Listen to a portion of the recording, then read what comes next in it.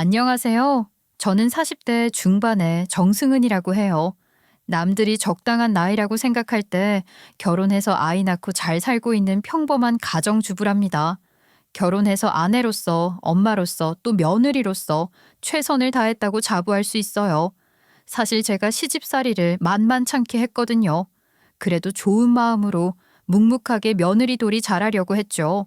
그런데 더 이상 참을 수만은 없겠다는 날이 오더군요. 그날의 이야기를 해보려고 합니다. 앞에서도 그렇게 언급했었지만 저는 스스로 평범한 가정에서 자란 아주 평범한 사람이라고 생각하며 살아왔어요. 요즘 40대 중반이면 사실 결혼을 했거나 안 했거나 간에 아줌마라고 부르면 안 될 것처럼 자기 관리 잘하고 젊어 보이는 사람들도 많지만 전 그냥 평범한 가정주부, 아줌마라고 불리는 게 편안한 사람으로 살았던 것 같아요. 그리고 전 그게 싫지 않았어요. 아마도 저는 평범한 안정적이고 평온한 일상에 감사하고 행복을 느끼며 사는 사람인가 봅니다. 제 생각에 그건 부모님의 영향인 것 같아요. 저희 부모님은 두 분 다 고생을 많이 하신 분들이시거든요. 끼니 걱정을 해야 할 정도로 가난한 집 장남으로 태어나 동생들 건사까지 하셨던 아빠도 그렇지만 저희 엄마는 정말 힘들게 사셨어요. 자라면서 엄마 살아온 이야기를 많이 들었는데 들을 때마다 그렇게 가슴이 아플 수가 없고 눈물을 흘린 적도 많았답니다. 엄마 역시 찢어지게 가난한 집에서 태어났는데 그마저도 기억도 못할 정도로 어릴 때 조실부모하고 친척집을 전전하며 사셨대요. 집안 전체가 가난했으니 친척들이라고 어디 하나 형편이 좋은 집이 없었다는데 그러니 갓난쟁이 때부터 이 집 저 집 짐짝처럼 옮겨 다녔다는 겁니다. 그래도 어디 고아원 같은 데 갖다 주지 않고 그렇게 데려다 키워주신 게 어디야. 감사하게 생각해야지. 엄마는 참 속도 좋아. 학교도 들어가기 전에 친척집 허드렛일 해주며 살았다면서? 그래도 감사하는 마음이 생겨? 엄마가 이렇게 착하니까 친척들이 엄마 부려먹는 게 얼마나 편했을까? 아이 뭐 친척집에서 식모살이보다 못하게 살았던 거 아니냐고 그렇게 말할지도 모르겠지만 엄마는 그래. 그래도 고아원 아니라 내 핏줄 섞인 사람들과 옮겨서 살 수 있었던 게 좋았다고 말이야. 엄마 얘기를 들으면 듣는 저도 속이 터지고 화가 날 때가 많은데 정작 엄마는 그럼에도 불구하고 감사하는 마음이라고 말씀하셨어요. 그게 더 마음 아프더라고요. 그런 기분 뭔지 아시죠? 그런데 엄마가 그렇게 말씀하시는 데는 또 다 그만한 이유가 있어요. 그나마 걷어주는 친척집이 가뜩이나 넉넉하지도 않았던 그 친척집 형편이 더 힘들어지게 되어 엄마를 어디 식당에 팔아넘기다시피 했거든요. 그게 엄마가 10살 때였다는데 그 어린아이가 식당에서 무슨 일을 할 수 있겠어요. 그때 이야기는 엄마도 잘 안 하시는 걸 보면 말도 못하게 고생을 하셨던 것 같아요. 마음고생, 몸고생 다 말이죠.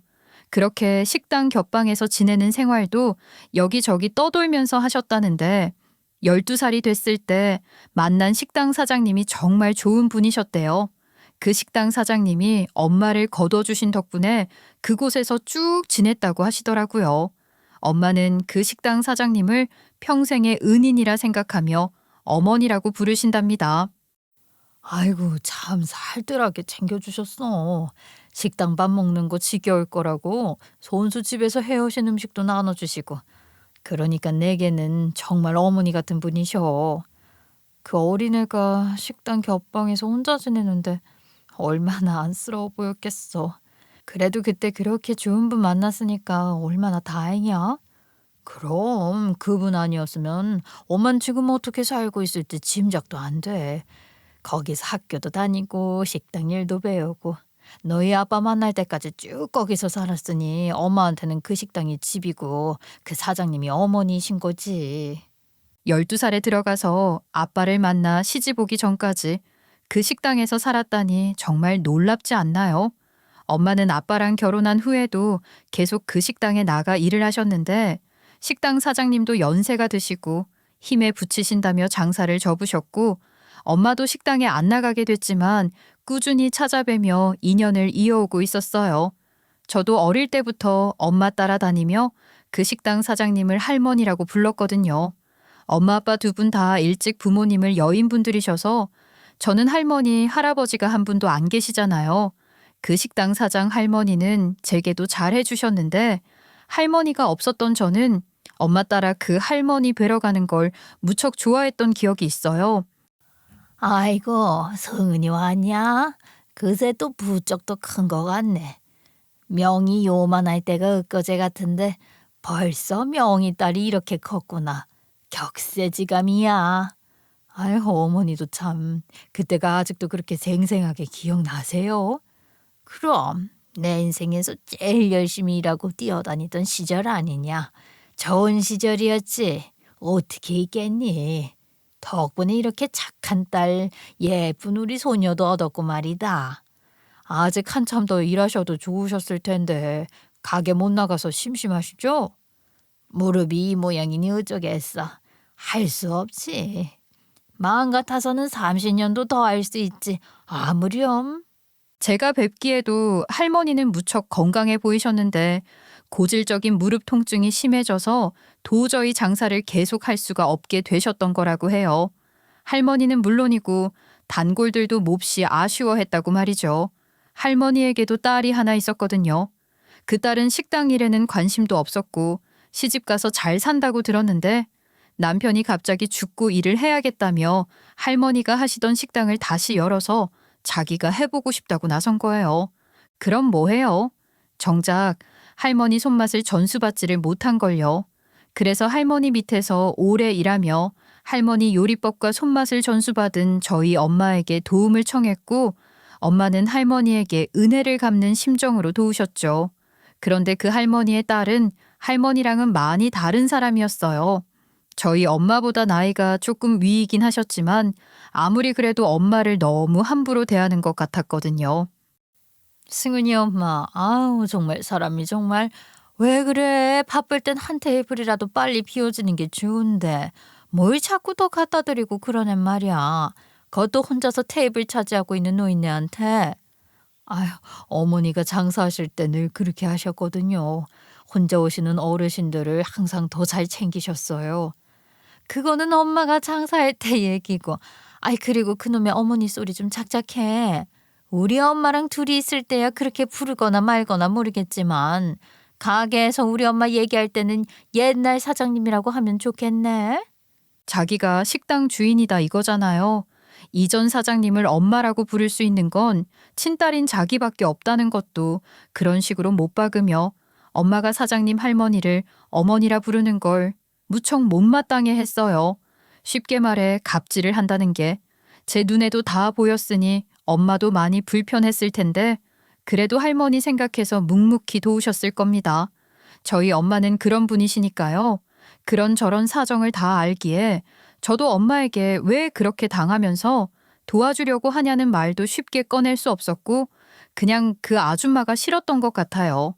그렇지만 제가 그 아줌마를 싫어하고 말고가 뭐가 중요하겠어요. 엄마와 사장 할머니의 인연이 계속되는 한 그 집안과의 인연도 이어질 수밖에 없었고 저 역시 그 집안 사람들과 자주 부딪히곤 했어요.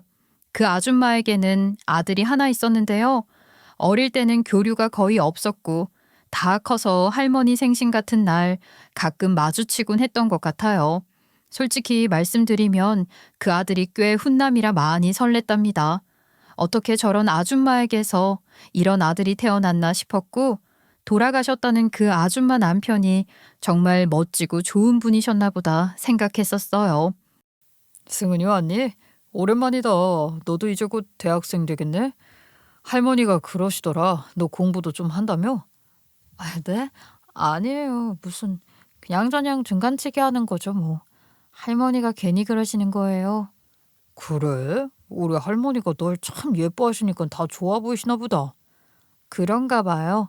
할머니는 어디 계세요? 할머니께 인사 먼저 드려야 하는데. 금방 나오실 거야.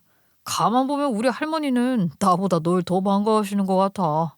만날 때마다 별 특별한 얘기를 나누는 것도 아니고 그저 그런 짧은 인사를 주고받을 뿐이었지만 그 순간이 그렇게 좋을 수가 없었어요. 쿵쾅쿵쾅 제 심장 뛰는 소리가 너무 커서 그 사람 귀에도 들리는 게 아닌가 걱정이 될 정도로 말이에요.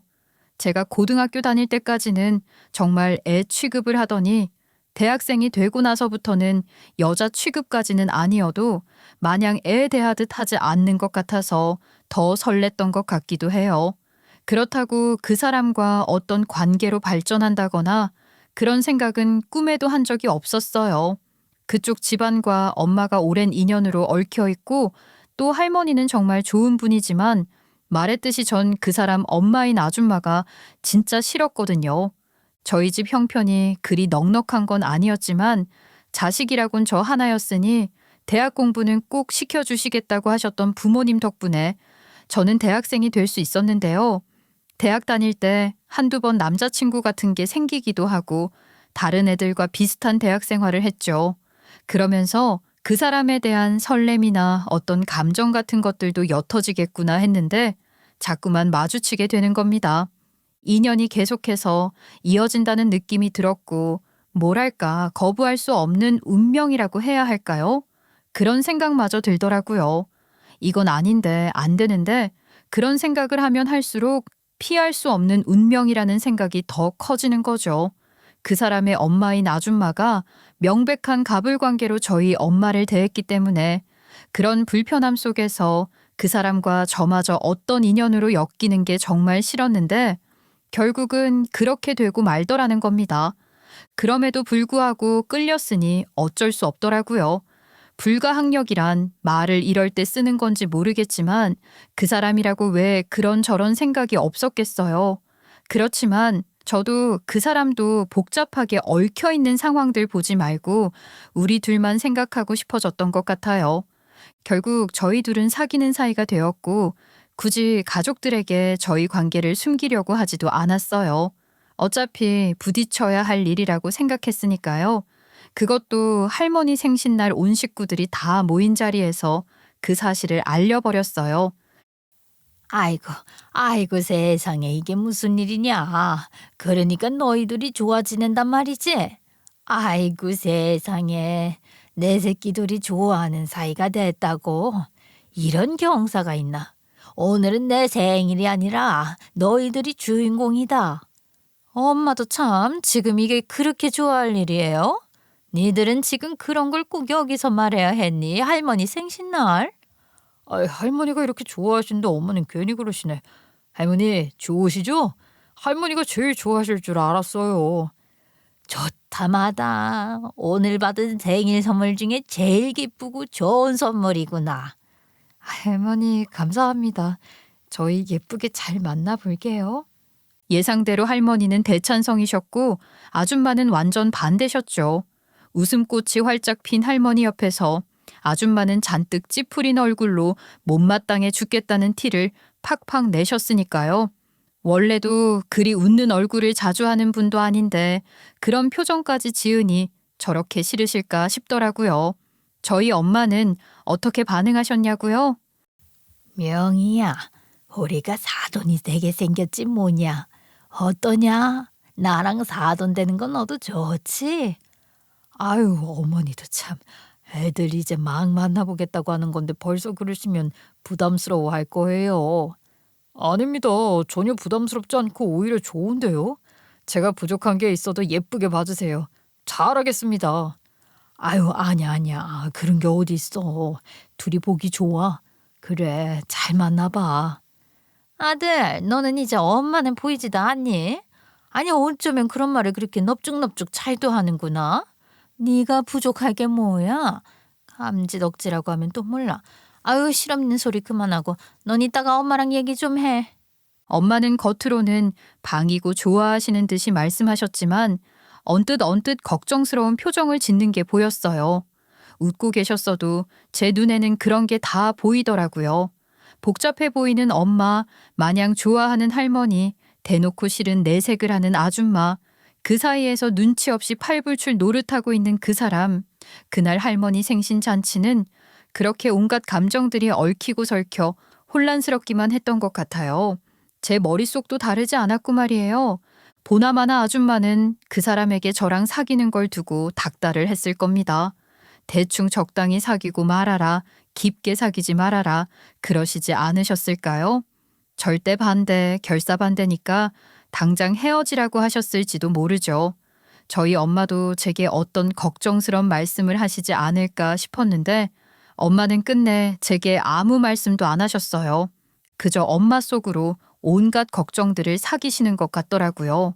아빠는 그야말로 중립이셨으니 그 사람과 만나는 것 때문에 저희 부모님이 제게 특별히 말씀을 하시진 않으셨어요. 문제는 아줌마였죠. 그러나 자식 이기는 부모 없다는 말이 괜히 있는 게 아니잖아요. 게다가 할머니까지 적극 찬성하며 지지하셨으니 그에 힘입어 저희는 결혼할 수 있었습니다.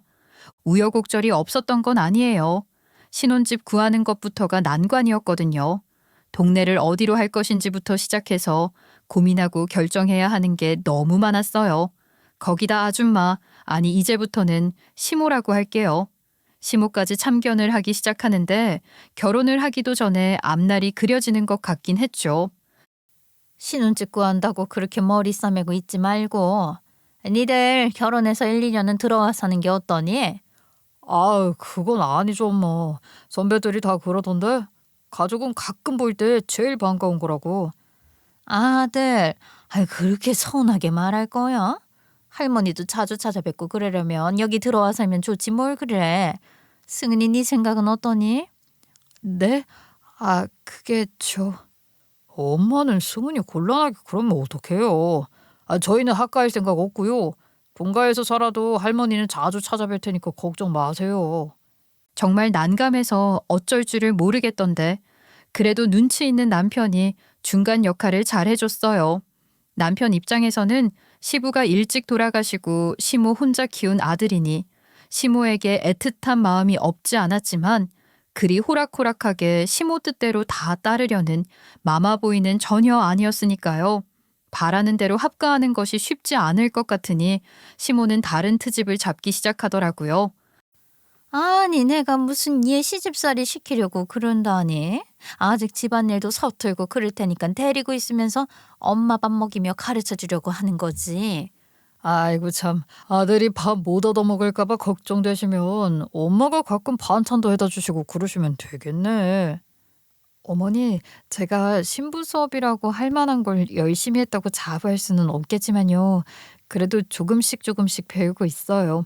걱정 안 하시게 노력할게요. 아유 정 그렇게 죽어도 분가를 해야겠거든. 우리 집 근처에 신혼집 얻도록 해라. 둘 다 회사 다닌다고 집 청소할 시간이나 있겠어? 가까이라도 있어야 내가 들여다봐주기라도 할 거 아니야. 까딱하다간 저더러 회사도 그만두고 집에 들어앉으라고 할 판이어서 어쩔 수 없이 신혼집을 시댁 근처로 얻기는 했어요.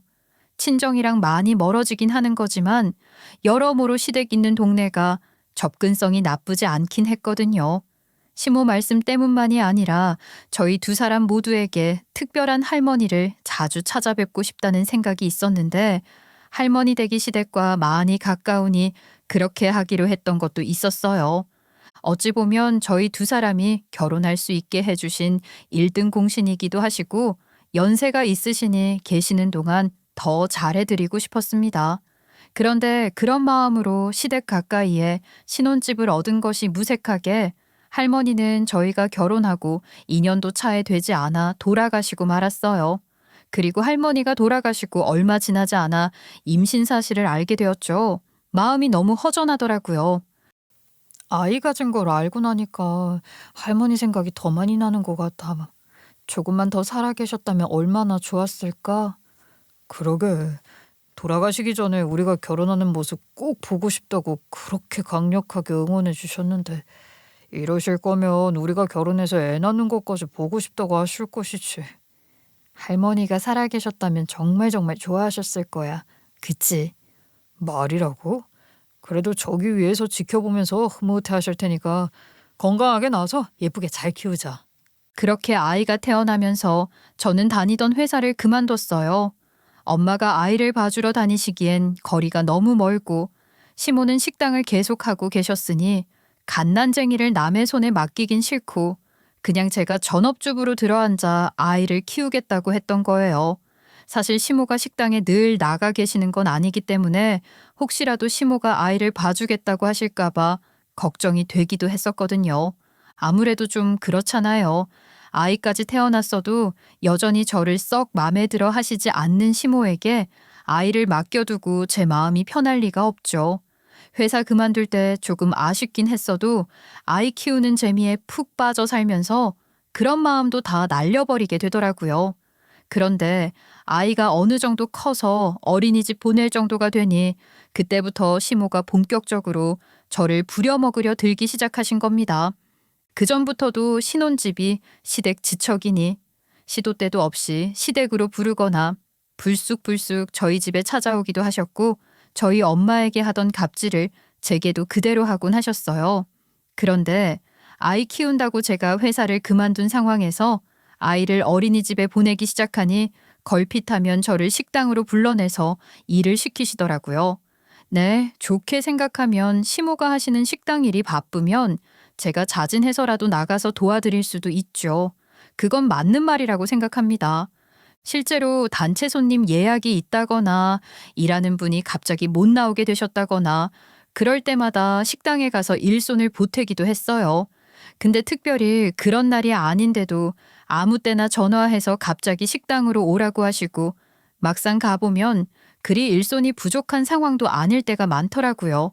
무슨 똥개 훈련시키는 것도 아니고 오라면 오고 가라면 가야 하는 게 허탈하기도 하고 정말 왜 저러시나 너무하신다 싶은 생각이 많이 들었던 것 같아요. 그래서 한 번은 갑자기 식당으로 나오라고 하셨을 때 중요한 일이 있다 하고 안 갔던 적이 있었거든요. 그랬더니 시모가 어떻게 했는지 아세요? 저 대신 저희 엄마를 불러다 또 실컷 부려먹으셨더라고요. 그걸 알고는 어찌나 속이 상하던지요. 그런 일이 있고 난 뒤로는 어지간하면 그냥 제가 다 하려고 했어요. 저희 엄마한테 그러는 걸 보느니 제가 당하는 게 낫다 싶었던 거죠. 늘 제 걱정을 하시는 저희 엄마 마음이라도 편하게 해드리고 싶어서 시모와도 잘 지낸다고 대충 둘러대곤 했는데 괜한 일도 엄마 마음 쓰게 하고 싶지 않았거든요. 그러려면 제가 좀 참고 시모한테도 더 잘해야겠다 싶었어요. 그런데 그런 엄마가 돌아가셨습니다. 불쌍한 엄마 인생이 한스러워서 얼마나 많이 울었는지 몰라요. 장례 치르는 내내 눈이 짓무르도록 울고도 그러고도 한참 동안 엄마를 떠나보내지 못해 슬픔에 잠겨 있었던 것 같아요. 남편이 옆에서 힘이 되어주고 위로도 해줬지만 제 마음을 다스리기가 힘들더라고요. 그랬던 제가 다시 힘을 낼 수 있었던 것은 아빠 때문이었어요. 엄마 없이 홀로 계실 아빠가 걱정돼서 어떻게든 추스르고 아빠를 뵈러 갔던 거죠. 아빠 식사는 하셨어요? 먹었지 그럼. 엄마 없으면 밥도 못 차려 먹고 굶을까 봐 그러냐? 네 엄마한테 아빠가 밥 차려준 나이도 얼마나 많은데 그래? 그거야 알지만 이것 봐. 냉장고에 뭐 아무것도 없는데 대체 뭘 드셨다는 거예요, 아빠? 이러다가 아빠 몸 상해요. 아빠까지 아프면 나 정말 힘들어서 못 살아. 걱정 마라. 아빠가 걱정할 거 없어. 네가 잘 사는 것만 봐도 아빠는 이 배가 부르다니까. 그 남편 내조 잘하고 자식 잘 키우고 사랑받고 살면 그게 행복이지. 다른 게 있냐? 난 잘 지내니까 아빠야말로 내 걱정 마세요. 밥솥도 깨끗하던데 라면 같은 것만 내내 끓여 드시고 그러시는 거 아니에요? 장례 치르고 며칠이나 지났는데 그동안 한 번도 밥을 안 해드신 것 같고 기껏라면 그것도 아니면 대충 배달 음식 시켜 드신 것 같던데 그런 아빠를 보니 마음이 너무 안 좋았어요. 아빠에게도 엄마의 빈자리가 얼마나 크겠어요. 그 마음을 알기에 더 그랬죠. 힘들어 하시는 게 빤히 보이는데도 정작 아빠는 제 걱정만 하시는 거예요. 제가 행복하게 잘 사는 게 아빠에게는 제일 큰 낙이라고 하시면서 말이에요. 아빠가 그렇게 말씀하시는 걸 들으니 제가 얼른 기운 차리고 다시 열심히 사는 모습을 보여드려야겠다 싶었어요. 아이도 자주 데려가서 보여드리고 사는 얘기도 해드리고 그러고 싶었죠. 시모가 저를 힘들게 해서 그렇게 남편만 떼어놓고 보면 괜찮은 사람이에요. 아이에게도 좋은 아빠고 저희 아빠에게도 사위 노릇을 잘했거든요. 그러니 저는 그런 제 가정 잘 지키며 아빠에게 좋은 모습을 계속 보여드리기 위해서라도 시모의 시집살이를 또 참아보자 했던 것 같아요. 엄마가 살아계실 땐 걱정 안 시켜드리려고 참았고 엄마가 돌아가시고 나니 아빠 생각해서 또 참게 됐던 겁니다. 참고 살다 보면 좋은 날도 오겠지 했는데 그 좋은 일이 시모에게 일어났지 뭐예요. 시모가 돌아가신 할머니로부터 물려받은 변두리 땅이 개발지가 되어 땅값이 엄청 올랐거든요. 시모는 그야말로 입이 귀에 걸렸죠. 왜 사람이 그렇게 여유가 생기고 본인 삶이 행복해지면 주변을 돌아보는 마음도 좀 너그러워지고 그러지 않나요? 그런데 시모는 그런 대박을 터뜨리고 좋아 죽으면서도 여전히 저를 눈엣 가시로 여기는 것 같았어요. 그럴수록 제가 더 하찮아 보이고 탐탁찮으신 것 같더라고요.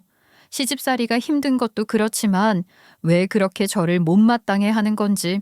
시집 와서 이날까지 이 정도 하고 살았으면 이제 저를 좀 인정해 줄 법도 한데 전혀 그럴 생각이 없는 시모가 원망스럽기도 했고 제 처지가 슬프기도 했습니다. 그런 제 마음과는 상관없이 시모는 한껏 상기된 나날들 보내는 것 같았고 대박난 기념으로 친구들과 크루즈 여행을 가신다며 보름씩이나 식당 문까지 아예 닫아버린다고 하시더군요. 저희더러 여행비를 대라는 것도 아니고 시모 돈으로 가신다는데 뭐라고 하겠습니까? 잘 다녀오시라고 하고 용돈이나 좀 챙겨드리고 그랬죠. 그런데 여행 가시는 날 아침에 저한테 전화를 하셨더라고요. 예미야, 내가 김장 다 해놨으니까 얼른 와서 김치 좀 받아가라. 지금 바로 좀 와. 김장이요? 아니 여행 준비하시기도 바쁘셨을 텐데 그 와중에 무슨 김장까지. 네, 어머니 지금 가겠습니다. 전화를 받고 헐레벌떡 시댁으로 뛰어가는 중에도 계속 고개가 갸우뚱해지는 거예요. 시모가 절대 혼자서 김장을 할 분이 아니신데 말입니다. 하긴 딱 김장할 시기에 여행을 가신다고 하셔서 좀 그렇긴 했어요. 김장도 좋은 날 받아서 하곤 하잖아요. 그런 시기에 보름이나 여행을 가신다고 하니 올해는 김장이 좀 늦어지겠구나 했었죠. 친구분들이랑 같이 하신 건가 싶기도 하고 하여간 김장 걱정은 덜었구나 하며 시댁에 도착했는데 기가 막혀서 김장은 무슨 김장이에요? 절임 배추 박스만 잔뜩 쌓아 놓으셨던데요. 어머니 이게 다 뭐예요? 김장하셨다더니 절임 배추 주문하셨던 거예요? 속았지? 예, 내가 혼자 김장을 어떻게 하니? 그래도 너무 고깝게 생각하지는 마라. 김장할 때 제일 큰일이 배추 절이는 거 아니냐. 그거 해놨으니까 다 한 거나 다름없지 뭐. 안 그래? 네, 뭐. 근데 대체 박스가 몇 개, 저게 다 몇 폭이에요? 아마 200포기쯤 될 거다. 지금 딱 김장해야 하는 시기 아니냐. 오늘 잘 버무려서 넣어놓으면 내가 여행에서 돌아올 때쯤 딱 맛나게 익을 것 같아서 부랴부랴 이 절임 배추부터 받아놨지. 나 여행 간 동안 네가 하면 될 거 아니야. 김치 받아가겠다고 김치통만 바리바리 싸들고 갔다가 허탈해하는 제 표정을 보고 시모는 재밌다는 듯이 깔깔대며 그러더라고요. 배추 절여놨으면 다 한 거 아니냐니 양심이란 게 있는지 정말 절인 배추도 손가락 몇 번 놀려서 주문한 거면서 정말 해도 너무 한다 싶었어요. 그렇다고 여행 가는 날 아침에 시모한테 언성 높여 뭐라고 할 수도 없고 제가 뭘 어쩌겠어요. 영혼 없이 맥 빠진 목소리로 걱정 말고 재밌게 다녀오시라는 인사나 할 밖에요. 그런 저를 보고 시모는 좋아 죽겠다는 표정을 짓던데 정말 얼마나 얄미웠는지 모릅니다. 말이 200폭이죠. 그걸 저 혼자 다 하느라 정말 허리 끊어지고 손목 다 나가는 줄 알았어요. 그래도 어찌어찌 다 담긴 했고 김치통에 잘 넣어 시댁과 저희 집 김치 냉장고에 잘 넣어두고 시이모 댁에 갖다 드릴 김치도 담았어요. 시이모님 얘기를 한 번도 안 했었죠. 시이모는 시모와 이종 사촌이 되는 분이신데 그러니까 돌아가신 할머니 언니의 따님이세요. 어릴 적부터 시모와는 자매처럼 자란 분이라 매번 김장을 하면 시이모 댁 것까지 챙기곤 했었거든요. 그러니 그때도 김치를 챙겨 시이모님 댁에 들고 갔더니 시이모가 영 마뜩찮은 표정으로 저를 맞으시더라고요. 그러시는 분이 아니신데 이상하다 싶었어요. 아유, 웬일이냐? 네 시모는 나한테 그렇게 매정하게 굴어놓고 이깟 김치 몇 포기 보내며 풀라고 하는 거라니? 참내 기가 막혀서. 네? 아, 이모님, 어머님이 보내셔서 온 건 아니고 저 어머님은 크루즈 여행 가셔서 제가 김장해서 가져온 거예요. 뭐? 크루즈? 그놈의 땅 대박 났다고 해서 돈 좀 빌려달라고 했더니 안면 싹 바꾸면서 돈 없다고 사람 면전에서 그렇게 면박을 주더니 지는 그래 극보화스러운 크루즈 여행을 갔단 말이야. 나 참 어이가 없어서 이 말문도 안 나온다. 시이모는 시모가 크루즈 여행을 갔다는 소리를 듣자마자 갑자기 격분해서는 막 소리를 지르며 화를 내기 시작하시더라고요. 당황스러웠죠. 시모랑 뭔가 감정 상하는 일이 있으셨나 본데 제가 그걸 알았나요? 있는 그대로 말을 한 것뿐인데 그게 시이모 신경을 제대로 건드린 거죠. 아주 신났네, 신났어. 그 땅 그거 지가 상속받은 것도 아니고 이모가 명희 언니한테 준 땅인데 지 혼자 신났지 아주.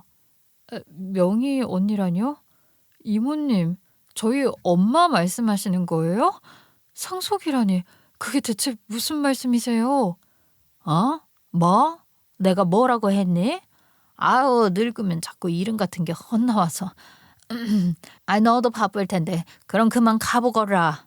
시이모는 자기도 모르게 흥분해서는 그런 말을 뱉어놓고는 제가 되물으니 흠칫 놀라며 엄청나게 당황하시는 거예요. 그렇게 당황하시는 걸 보니 더 이상했죠. 시이모는 저희 엄마를 늘 명희 언니라고 불렀단 말입니다. 그러니 분명 저희 엄마를 지칭한 게 틀림없어요. 이게 다 무슨 소리일까요? 저는 들어본 적도 없고 알지도 못하는 상속이라니. 엄마 또한 한 번도 그런 말씀을 하신 적이 없었어요. 시이모는 얼렁뚱땅 말을 돌리고 저를 돌려보내려고 하셨지만 그런 얘기를 들은 이상 저도 조용히 물러설 수는 없죠. 저는 그렇게 시이모로부터 뜻밖의 사실, 전혀 알지 못했던 진실에 대해 듣게 됐고 머리가 복잡했습니다. 남편한테도 말을 못하고 혼란한 밤을 보내고 있었는데 그날 밤 시모가 한껏 들뜬 목소리로 전화를 해 김장은 잘 끝냈냐길래 대충 대꾸하고 끊었어요. 그런데 시모 깨톡 프사가 바뀌어 있더라고요. 여행 가셨으니 티를 내셔야겠죠. 호화 크루즈에서 찍은 사진과 함께 배경 사진도 바꾸셨던데 무슨 단톡방 대화를 캡처한 이미지인 거예요. 내용이 궁금해서 클릭했더니 시모 지인들 단톡방에서 시모가 크루즈 프렌치 디너도 계속 먹으니 느끼하고 질린다며 얼른 한국 가서 며느리가 담가놓은 잘 익은 김장김치 먹고 싶다고 했고 이에 시모 지인이 내 며느리는 천사가 아니냐. 시모 여행 간 사이에 김장까지 다 해놓냐. 나는 우리 며느리한테 김장김치 갖다 바치고 산다 하며 하소연을 하니 시모가 이어 원래 며느리는 그런 거 하는 거 아니냐 어쩌고 하며 저를 대놓고 무시하고 깎아내리며 자기가 부리는 종 취급을 하며 낄낄거리는 대화더군요. 그걸 보란 듯이 자랑이라도 하듯 그렇게 깨톡에 걸어놓은 걸 보면 시모가 저를 어떻게 생각하는지 또 자기 주변 사람들에게 저에 대해서 뭐라고 하고 다니는지 다시 한번 확실히 확인을 한 거죠. 그날 밤 저는 생각 끝에 큰 결심을 했습니다. 그리고 시모가 여행에서 돌아오기를 기다렸어요. 드디어 시모가 여행에서 돌아오는 날, 낮 비행기를 타고 오시는 거라 남편 대신 제가 공항으로 시모 마중을 나가 모셔왔어요. 한치 앞을 모르고 여전히 들뜬 목소리로 크루즈가 얼마나 호화스러웠는지 자랑하느라 정신이 없던데 듣는 둥 마는 둥 대꾸도 대충 하며 시댁까지 모셔드렸고 여행 가방도 다 들고 집 안으로 옮겨드렸습니다. 그 정도는 해드릴 수 있죠. 마지막이다 생각하고 말이에요. 시모는 옷도 갈아입기 전에 물부터 한 잔 마시자며 주방으로 갔다가 식탁 위에 놓여있는 작은 상자 하나를 보게 됐어요. 바로 제가 올려놓은 거거든요. 아무것도 모르고 무슨 택배가 왔었냐 하며 상자를 열어보던 시모는 그대로 그 자리에 주저앉아 오열하기 시작했습니다. 그 안에 대체 뭘 넣어뒀길래 그러냐고요? 그 이야기를 하려면 시이모 댁에 김치를 갖다 드리던 그날로 잠시 다시 돌아가야 할 것 같아요. 시이모가 실수로 꺼낸 명희 언니 저희 엄마의 이름을 듣고 가만히 있을 수는 없잖아요. 저는 그날 시이모에게 따지듯 물어 자초지종을 다 알아냈었습니다. 진실은 이러했어요. 할머니가 돌아가시면서 남기신 유언장에는 세 사람의 상속인에 대한 언급이 있었대요. 당연히 하나뿐인 딸인 시모가 있었고 자식 같은 피부디 조카인 시이모에게도 유산을 남기셨다고 해요. 그리고 마지막 한 사람 더 있었던 것이 다름 아닌 저희 엄마였던 겁니다. 할머니는 저희 엄마에게도 땅을 유증하셨던 거예요. 시이모에게 그 말을 듣고 저는 정말 황당했어요. 상속이라뇨. 전 전혀 몰랐어요. 엄마가 제게 그런 얘기를 안 하셨을 리가 없는데 저희 엄마는 전혀 모르고 계셨던 거죠. 그쵸? 아유, 그게 말이다. 사실은 뭐 유산으로 남기셨다고 해도 그 땅 그게 시골에 그냥 버려진 거는 다름없는 거라 돈도 안 되는 그냥 그런 땅이었어. 아무리 값어치가 없는 땅이라고 해도 할머니가 저희 엄마에게 남기신 건데 어떻게 저희 엄마가 그 사실을 모를 수가 있어요? 일부러 얘기를 안 했다는 건가요? 그래도 되는 거예요? 아니, 아유, 그게 말이야. 아유, 그래, 이젠 나도 몰라. 그때는 난 분명히 그래도 명희 언니한테 알려야 한다고 했어. 근데 네 시어머니가 아주 부들부들거리면서 절대 알릴 수가 없다고 했지 뭐냐. 나는 네 시어머니가 하자는 대로 한 것뿐이야.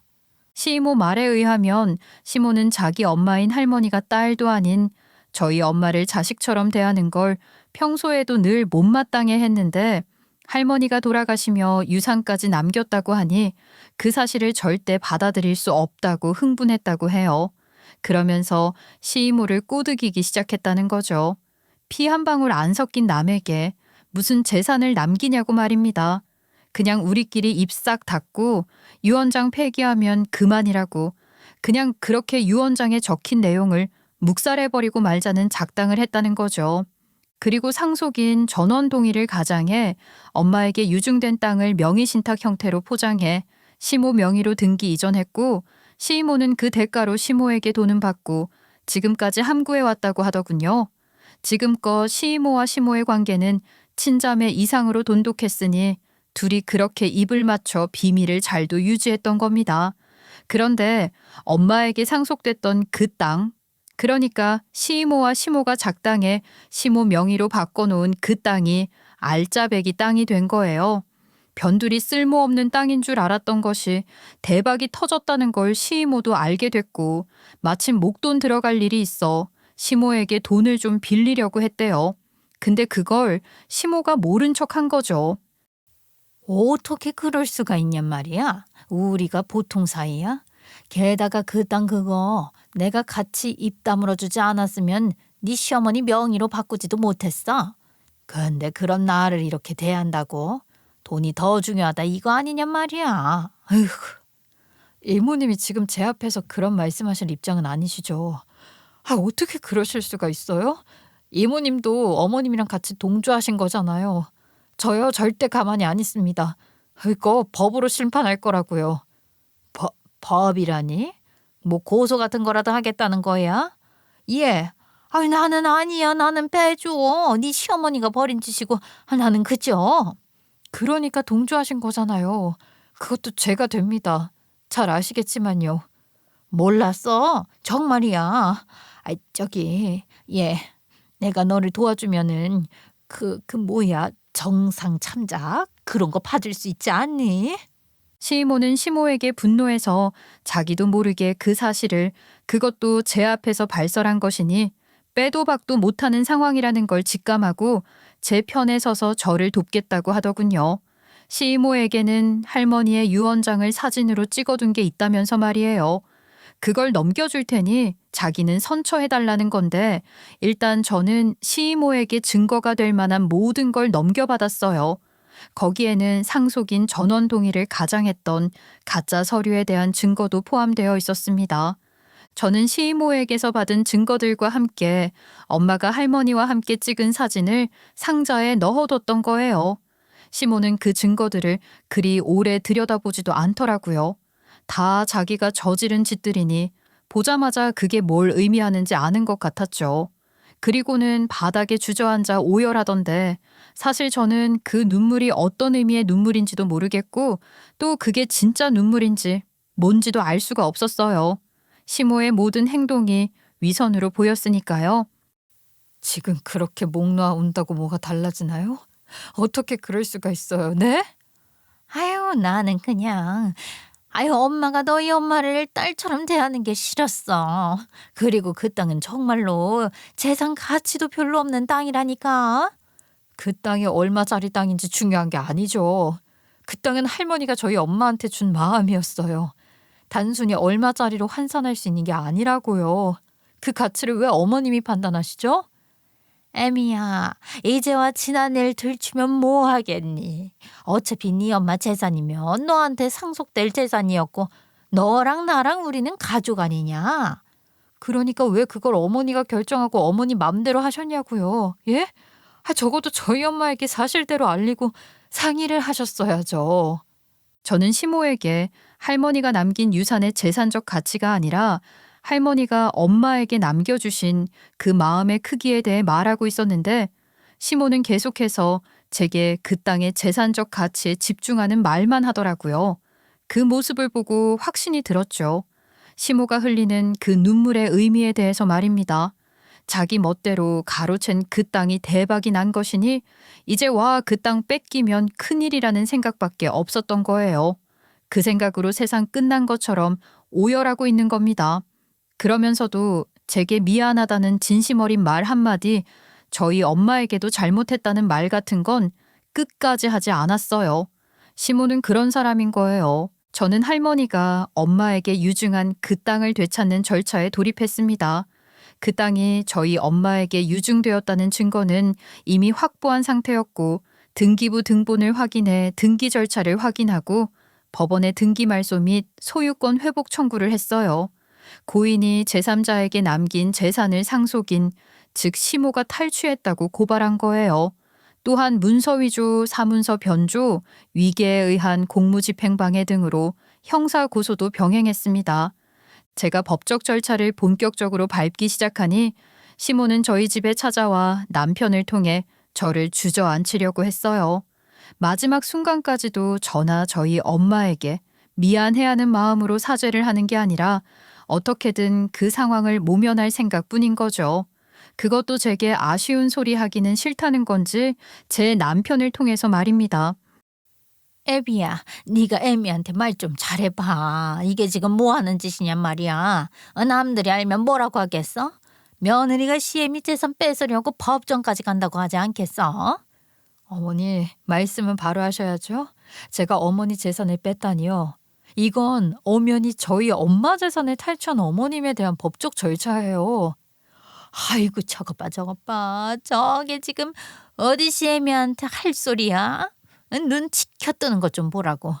애비야, 집안 꼴이 이렇게 우스워지면 안 되는 거다. 엄마, 어떻게 지금 상황에서 그런 말씀만 하시는 거예요? 이 사람이나 돌아가신 장모님께 사죄부터 하세요. 저와 시모 사이에서 입장이 곤란했을 텐데 그래도 남편이 애매모호하게 굴지 않고 확실히 제 편에 서서 시모에게 바른 소리를 해주더라고요. 저는 그런 남편이 더할 나위 없이 든든하고 고마웠고 반면 시모는 그런 자기 아들의 모습을 보고 완전히 눈이 뒤집히는 것 같더군요. 너 지금 뭐라고 하는 거야? 나더러 뭐 사죄를 하라고? 내가 뭐를 잘못했는데? 네 장모는 애초에 상속 자격이 없어. 엄연히 내가 상속인이고 법정 상속분이라는 게 있단 말이야. 그건 어머니가 정하는 게 아닙니다. 할머니가 저희 엄마에게 남긴 걸 왜 어머니 마음대로 그러시냐고요. 이렇게 더 말할 것도 없어요. 법정에서 가리시면 될 일이에요. 이게 아주 간이 배 밖으로 나온 거지? 법? 야, 네가 법을 뭘 한다고 그래? 우리 엄마가 네 엄마한테 남긴 그 땅, 어차피 땅 주인은 난데 그냥 명의만 네 엄마 명의로 해주려고 한 거야. 기분이라도 좋으라고 말이지. 알겠니? 시모가 하는 말을 듣고 실소가 터져 나왔어요. 제가 법적 절차 밟으려고 찾아간 변호사가 제게 했던 말을 시모가 그대로 하고 있었으니까요. 제 변호사가 그러더라고요. 시모 쪽에서 역으로 할머니가 저희 엄마에게 명의신탁으로 한 거라고 주장하고 나올 수도 있다고 말이에요.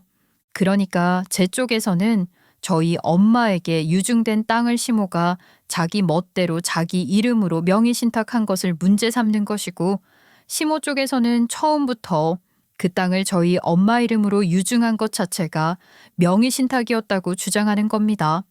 그 땅의 실소유자가 누구냐에 대한 법적 모호성을 악용하려는 거죠. 시모가 이런 식으로 나온다면 이건 이제 전쟁이나 다름없는 거예요. 제대로 작정하고 싸워볼 수밖에요. 할머니의 유언장에 대한 증거가 있고 생전에 할머니와 엄마의 관계가 어떠했는지 증언해줄 주변인들도 있었어요. 그리고 같이 일을 저지른 시이모의 자배까지 있는 상황이잖아요. 시이모는 모든 것을 인정하고 시모의 회유에 넘어갔던 것을 후회한다며 눈물로 반성하는 모습까지 보였죠. 물론 그 모든 것이 감형을 받기 위한 연극이었다고 해도 상관없어요. 시이모가 거짓말을 하고 있는 건 아니잖아요. 위증은 아니라는 겁니다. 사실만을 증언했고 자신의 감정을 조금 부풀려 동정표를 얻고자 한 것이니 그 정도야 그럴 수 있는 거 아니겠어요? 결국 할머니가 저희 엄마에게 남긴 재산을 상속인인 시모가 탈취했다는 것이 법적으로도 인정됐고 할머니 유언장의 효력이 인정되어 시모가 한 등기는 말소 판결이 났습니다. 시모의 주장, 그러니까 할머니가 엄마 명의로 유증하긴 했지만 실소유는 시모였다는 주장에 대해서도 신탁이 아닌 진정한 증여였다고 판결이 났어요. 이어 제가 추가로 형사 고소했던 항목들에 대해서도 시모는 벌금형을 받게 됐어요. 위반 항목이 많아 벌금이 꽤 나왔죠. 시모는 분해서 얼굴이 시뻘개지던데 징역살이 안 해도 되는 게 어디냐고 가볍게 한마디 던져드렸습니다. 그렇게 모든 것이 끝나고 나니 시모는 그제야 제게 화해를 시도해 왔어요. 처음으로 잘못했다는 표현을 쓰면서 말이에요. 애미야, 아이 내가 잘못했다. 네 엄마한테도 내가 진심으로 미안한 마음을 전하마. 우리 내일쯤 너희 엄마 산소에 같이 한번 가지 않겠니? 상황이 이렇게 되니까 저희 엄마 산소에 가겠다는 말씀까지 하시네요. 그동안 한 번도 가신 적 없으셨잖아요.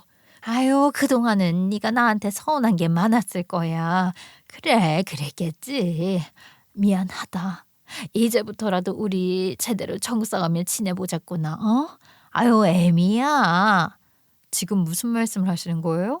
제가 그러고 싶을 거라고 생각하시나요? 법원 판결이 나고 뭘 더 어떻게 해볼 방법이 없나 싶으시니 이러시는 거겠죠. 그런다고 그 땅, 어머니 땅 되는 거 아닙니다. 꿈 깨세요. 제가 그런 시모를 받아줘야 할 이유가 있나요? 시모니까 제가 또 참아야 하나요? 아무리 그래도 남편 어머니인데 제가 너무 심하다고 생각하십니까? 아니요. 저는 그렇게 생각하지 않아요. 지금까지 시모가 제가 어떻게 해도 전 참았어요. 엄마를 위해서, 아빠를 위해서, 또 제 자식과 남편, 저희 가족을 위해 참았잖아요. 저만 참고 넘어가면 모두가 평온할 수 있다는 생각으로 그랬던 겁니다. 그렇지만 이젠 알 것 같아요. 그게 가족들을 위하는 게 아니라는 걸 말이에요. 저는 시모와의 모든 관계를 완전히 끊어버리고 시모가 제게 접근하는 것을 철저하게 차단할 결심까지 했어요. 지금까지 여기를 어머님 집 드나들듯 하셨겠지만 앞으로는 그렇게 못 하십니다. 번호도 다 바꿨고요. 다시는 어머님을 여기로 모시는 일 같은 건 없을 거예요. 아이, 그게 무슨 소리냐? 네가 지금 나랑 뭐 연을 끊고 살겠다. 뭐 그런 소리를 하는 거야? 아이고, 네가 이제는 천륜까지 끊으려고 해? 어머님 아들에게까지 제가 그런 걸 강요할 수는 없죠. 당신은 당신 어머니께 자식돌이 하면서 살아. 그렇지만 난 앞으로 어머님 다시는 안 보고 살고 싶어. 당신 입장 충분히 이해하고 존중할게. 그렇게 해. 애비야, 너 지금 뭐라는 거야? 저러는 네 마누라를 나무라야지. 존중한다니. 그렇게 하라니. 내가 너를 어떻게 키웠는데 마누라 치마폭에서 놀아나느라 애미를 모른 척을 해? 저는 시모와 남편이 있는 그 자리에서 시모와의 절연을 선언했고 남편도 제 결단을 받아들이고 인정해줬어요. 시모만이 그걸 받아들이지 못한다고 길길이 날뛰었지만 그런다고 달라지는 것 없는 거죠. 사실 저는 그런 시모의 모습도 보고 싶지 않았지만 마지막이다 생각하고 자리를 지켰던 겁니다. 또 쐐기를 박는 말도 해야 했으니까요. 애비한테 그러지 마세요. 지금 애비 속도 속이 아닐 겁니다. 어머니가 되셔서 자식 마음도 좀 헤아리실 줄 아셔야죠. 앞으로 다시는 여기 올 생각 마시고 애비가 어머님 댁으로 찾아가서 뵐 테니까 그런 안부라도 받으시려면 적당히 하고 돌아가세요. 아니 애미야, 너 정말 어떻게 네가 너처럼 착한 며느리가 어떻게 이렇게 변하니? 착한 며느리라 그랬죠. 저는 어머니께 최선을 다하려고 했어요. 그런데 어머님은 그런 저를 무시하는 걸로도 모자라서 조롱하셨죠. 돌아가셔서 잘 한번 생각해 보세요. 일이 왜 이렇게까지 됐는지 말입니다. 애미야, 아유, 그래. 내가 잘못했다. 내가 이렇게 빌게. 한 번만 다시 생각해 다오. 내가 이 나이에 자식들도 못 보고 어떻게 살란 말이야. 시모는 다시 한번 제 앞에서 오열했지만 그런다고 해서 저의 단호한 태도가 달라지진 않았습니다. 시모가 흘리는 그 눈물이 진심에서 우러나온 눈물이라고 하더라도 저는 그런 시모가 전혀 안쓰럽지 않고 받아줄 마음이 안 생겼으니까요. 시모가 흘리는 그 눈물은 놓쳐버린 재산과 시모로서 떵떵거리며 저를 종 부리듯 부리며 누리고 살던 것들을 못하게 된 것이 원통해서 흘리는 눈물이라고밖에 생각되지 않았어요. 솔직한 말로 제가 정말 마음만 제대로 먹었으면 이미 이전에 진작 시모와 연을 끊어도 여러 번 끊었을지 모릅니다. 온갖 이유들을 끌어와 참고 또 참았던 것인데 이제는 그럴 필요가 없다는 걸 깨달은 거죠. 결국 엄마도 아빠도 제 남편과 아이도 제가 참는다고 보호할 수 있는 게 아니라는 걸 이젠 알아요. 진심이 없는 사람, 고마워할 줄 모르고 미안해 할 줄도 모르는 사람을 가족으로 더 이상 곁에 둬야 할 이유가 없어요. 저는 그런 시모 없이도 제 가정 잘 지키며 얼마든지 잘 살 수 있으니까요. 전 그렇게 시모와 연 끊고 살고 있고 가끔 남편이 아이 데려가서 인사를 드리고 오곤 합니다. 남편도 시모에게 적잖이 실망했고 지쳤을 텐데 그래도 자식된 도리는 하고 있어요. 제가 다시 시모에게 마음을 열 날이 올지 모르겠지만 지금은 다른 건 생각하지 않으려고 해요. 제 가정에 충실하고 싶고 또 아이 키우느라 잊고 살았던 정승은이라는 한 사람의 인격체로서 저 자신의 삶에 대해서도 더 많이 생각하려고요. 남편도 그런 저를 응원해주고 있답니다. 지금의 이런 생활이 저는 좋아요. 이렇게 제 이야기를 다 꺼내놓고 나니 한결 후련하고 머리가 맑아지는 기분이 들어요. 누군가 들어주고 있다는 것이 이렇게 큰 도움이 되는 거군요. 끝까지 들어주신 여러분들께 진심으로 감사하다는 말씀을 드리며 마지막 인사를 드리고 싶습니다. 정말 감사합니다.